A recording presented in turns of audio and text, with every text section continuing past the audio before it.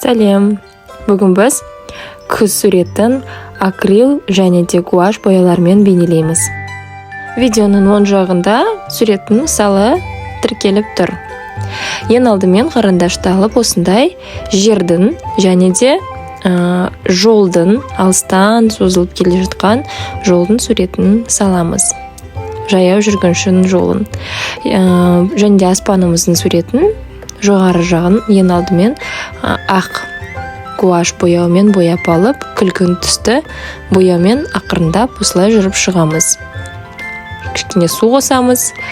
Қатты күлгін түс шықпау керек. Сосын осы күлгін түстің үстінен кішкене көгілдір түсті қосамыз.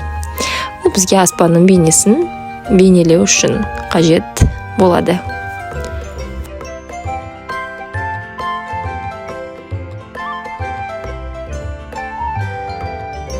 Енді ақырындап орманымызға көшеміз. Жасыл, қанық, қатты жасыл түсті алып, қағазымыздың ортаңғы бөлігін, шеткі бөліктерін осылай бояп шығамыз.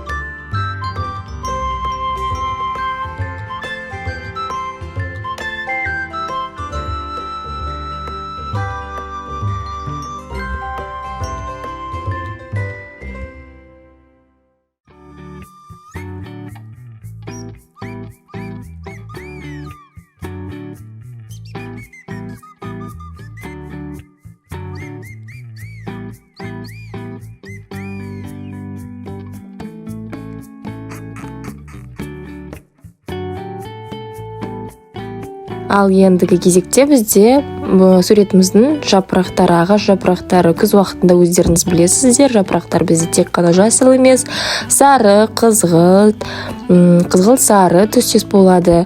Сол жапырақтарды бейнелеу үшін алдымен жасыл түсті алып, осылай ұрғылау тәсілі арқылы кисточкамыздың ұшына ғана боямызды жағып, осылай жапырақтарды бейнелейміз.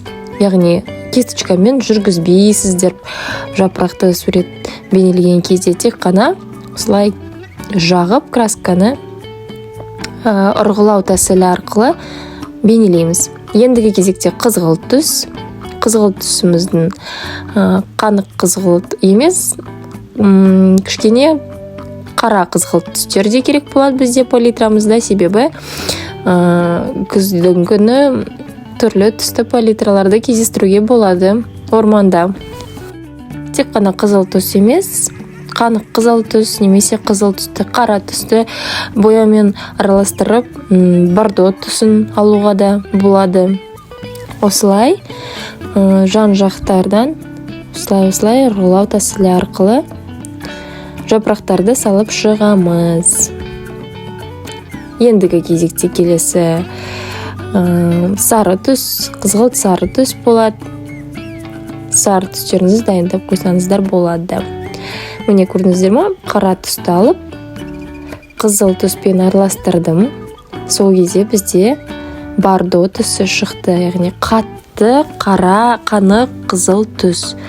Мұны арасынан ғана қосасыздар, көп қажет етпейді.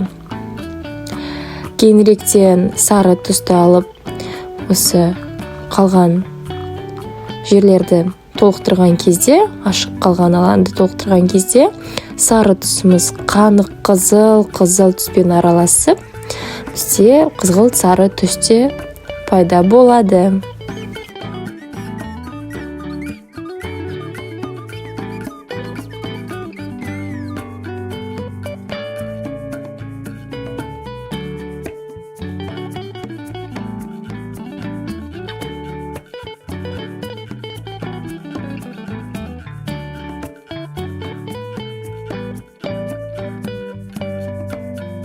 Міне көріп тұрғандарыңыздай, сары түсті ақырындап қосып жатырмын. Кейбіреулері қанық сары, кейбіреулері қызғылт сары болып шығып жатыр. Себебі бізде ол жерде қызыл және де қанық қызғылт түсті палитрамызда кездескендіктен араласып жатыр.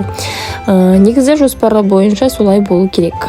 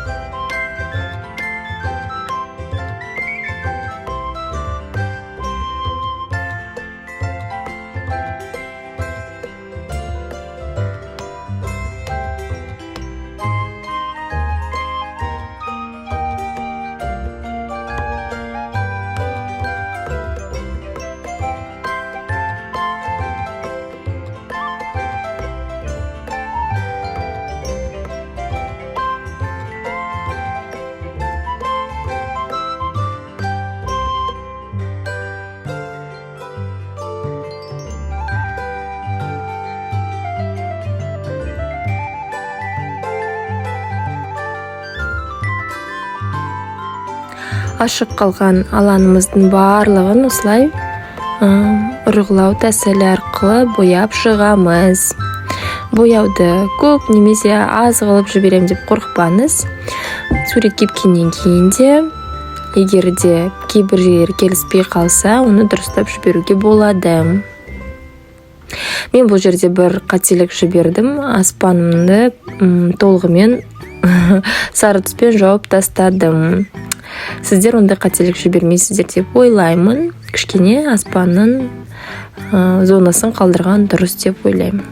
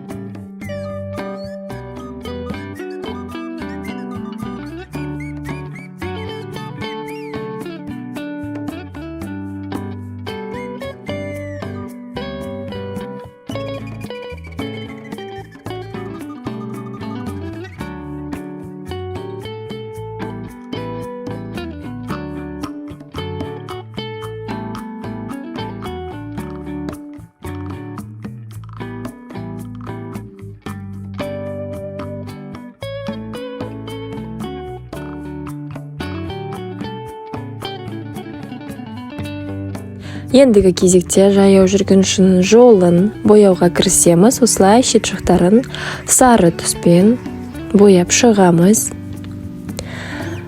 Бұл жерде түрлі түсті бояулар болады, қазір көре жатарсыздар. Кейініректен осындай ақ түсті гуашты алып, арасынан жапырақтардың суретін осылай бейнелейміз. Яғни суретіміз шамалы кепкен, тек қана ақ түсті алып, осылай арасынан ғана жапырақтарды бейнелейміз, қанығырақ болу үшін.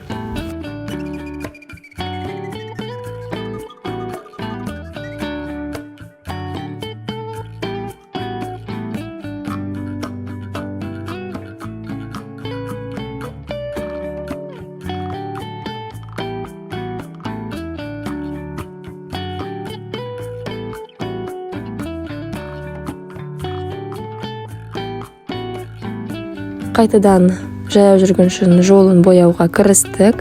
Алдымен аспанның техникасын бояған секілді ақ түсті палитрамен бояп шығамыз. Кейінірек күлгін түсті бояуды алып, осылай солдан оңға немесе оңнан солға кисточкамен жүргізу арқылы бояймыз. Тағы да түстен, күлгін түстен қосу керек. Осылай солдан оңға немесе оңнан солға қарай.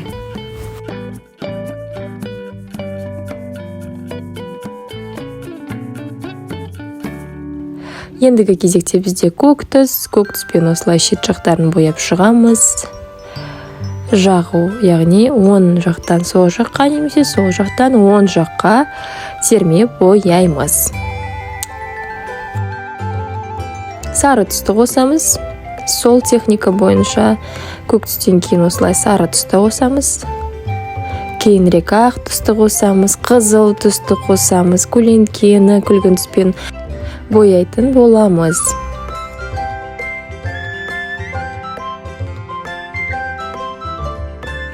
Жолдың сол жағын бояймыз.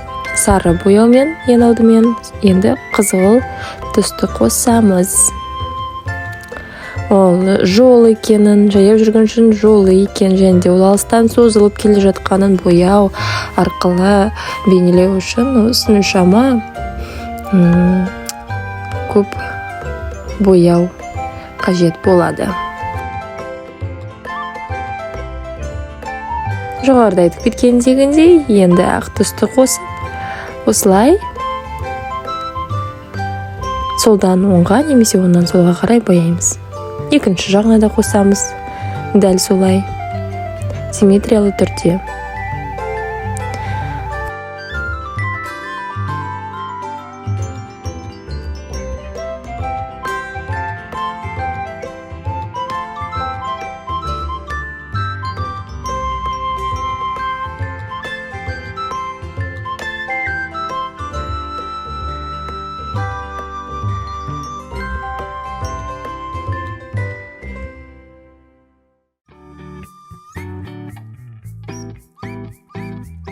Менің ойымша мына жерде сары түс жетіспейді, себебі қызыл түсіміз көп болып кетті, сондықтан да сары түсті кішкене қостым.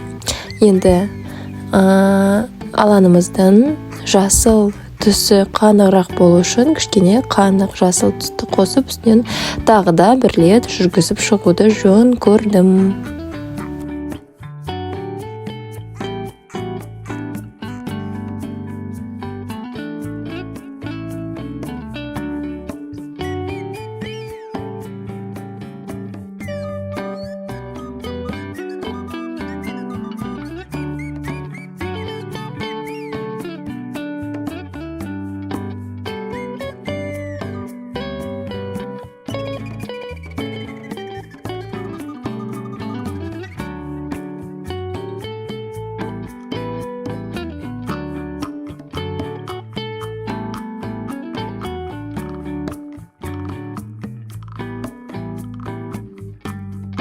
Енді суретіміздің ең маңызды элементі талдың сабақтары, талдың діндерін саламыз.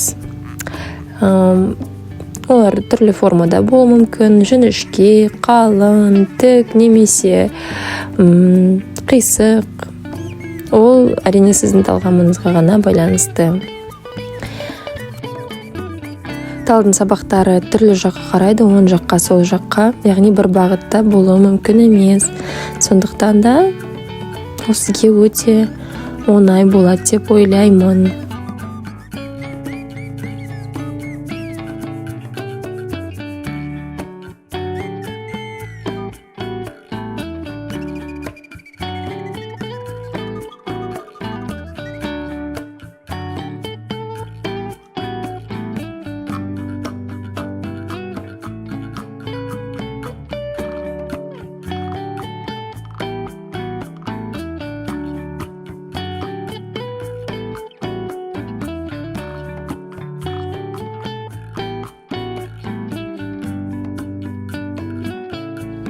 Енді алыстағы жасыл жиектегі талдарды бейнелеу керек болады бізге. Ол үшін алыстан ғана осындай кішкене талдың дендерін саламыз. Көп емес, 4-5 тал жетерлік болады деп ойлаймын. Ол одан кейін біздің жолымыз жаяу жүргінші жолы екені, және де ол алыстан бер жаққа қарай келе жатқанын бейнелеу үшін жолдың бойында талдарды бейнелейміз. Яғни талдарымыз біздің алыстан төменге түскен уақытта шамалы ұзара береді. Бер қарай суреттің соңына келерге қарай талдарымыз төмен қарай түседі.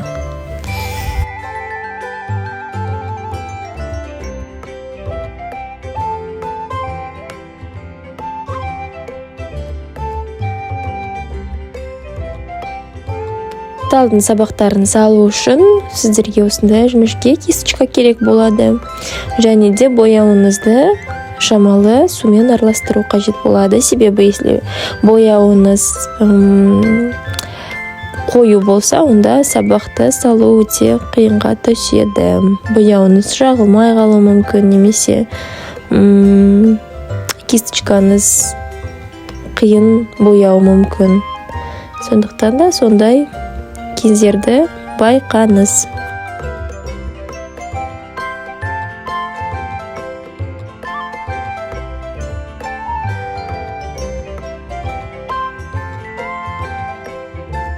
Көкжиектегі талдардың аймағын кішкене толықтырайық, себебі талдарымыз аз сияқты. 2-3 тал салсақ тағы да жететін секілді.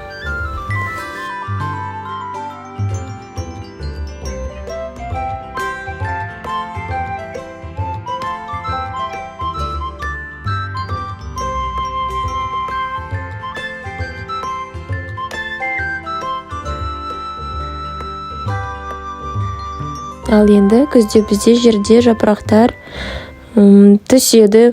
Сол жапырақтарды бейнелейміз. Көп жапырақ қажет емес. Тек қана ақ және сары гуашьты алып осылай арасынан ғана жапырақтарды бейнелейміз.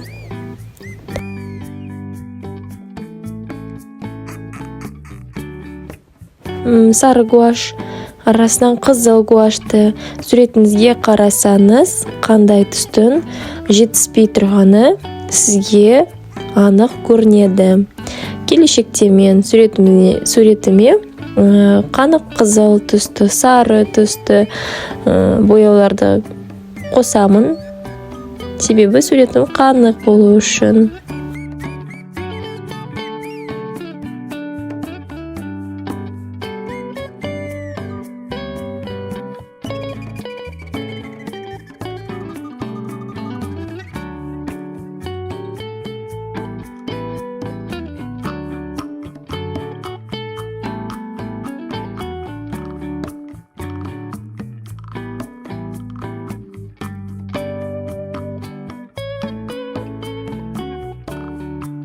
Ендігі кезекте бізде жетіспей тұрған бұл жаяу жүргіншінің жолында жаяу жүргіншінің өзі жетіспей тұрған сияқты. Сондықтан да ақ және де сары гуашьты араластырып осылай адамның мүсінін салып шығамыз.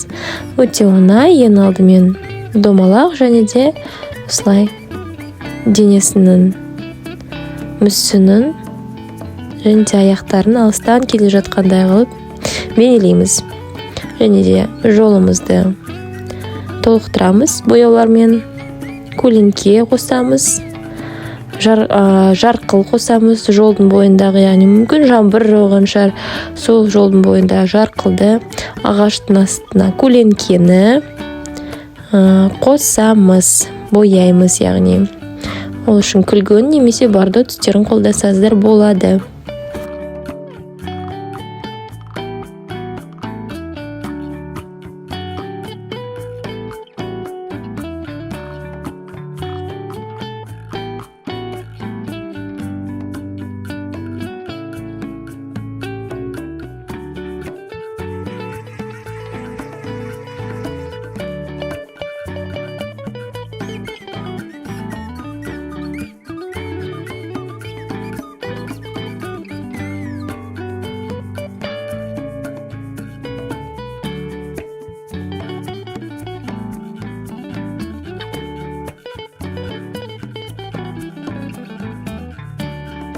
Ал енді суретіміздің соңғы элементтері адамның тұлғасын бояп шықтық. Егер де бізбен бірге осылай сурет салып үйренгіңіз келсе, каналымызға тіркелуді ұмытпаңыздар.